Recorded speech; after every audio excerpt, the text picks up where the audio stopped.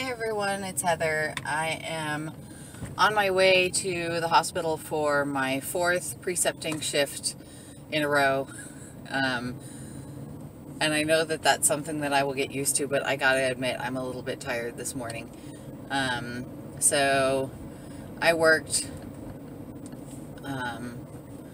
these last 3 days. This is my last precepting shift, and I only have it because my preceptor is super awesome, and she works at 2 different hospitals, and so she switched with someone else so that she could come to the hospital that I'm assigned to on 1 or 2 days, and then she actually came into work on days when she was scheduled to be off for 2 or 3 others. I don't know exactly which she did, but either way, I only have these precepting shifts because of my super awesome preceptor who was willing to rearrange her schedule and work extra days just so that she could help me out.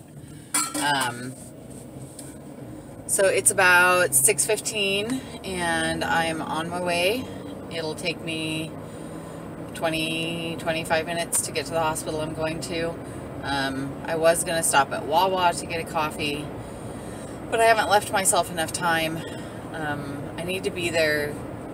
My shift starts at 7, but I like to get there by 6:45 just so that I can go in and put all my stuff down. And I have a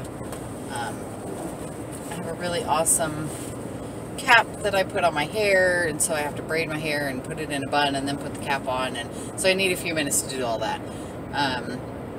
So I think I'm just going to swing through a Starbucks drive-thru because I can order that from my phone beforehand. And I just thought I would bring you guys with me this morning so that I'd do an update when I get off in this evening and let you know how my days have gone. So far, my precepting has gone really well. Again, it's a hospital I really like. I actually feel like I didn't forget too much stuff. I've only gotten one ABG. There's only been one, but I don't need to get any more for school. You know what I mean? Like obviously I'm going to get ABGs anytime I can for practice, but I've finished all of my required ones for school. We had to get 15, so what else has happened? Mostly just basic days, nothing super unusual. There are COVID units. We are not going into any COVID unit areas.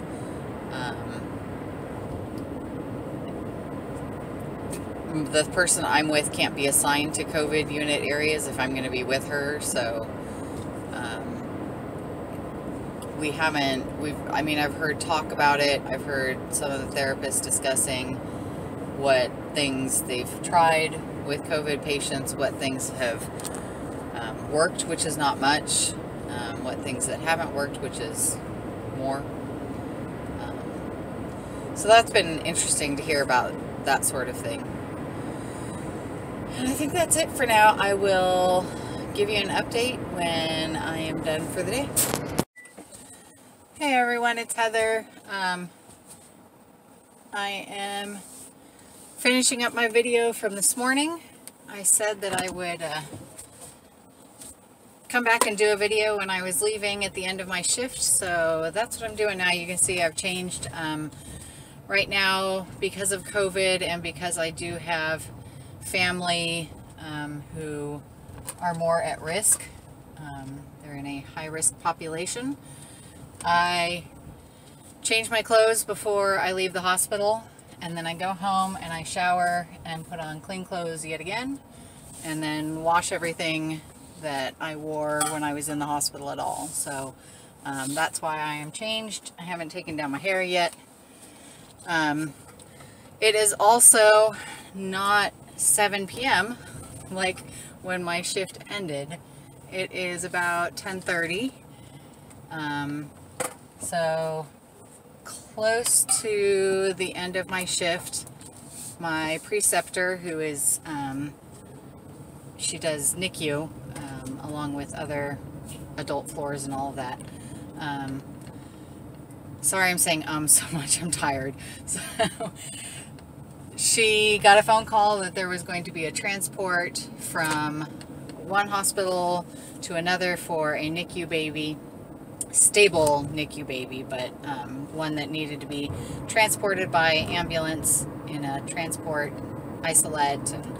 And so I asked her if I could go along, and she said yes. So it's dark outside, so I've got my little light on here, but it's not helping all that much.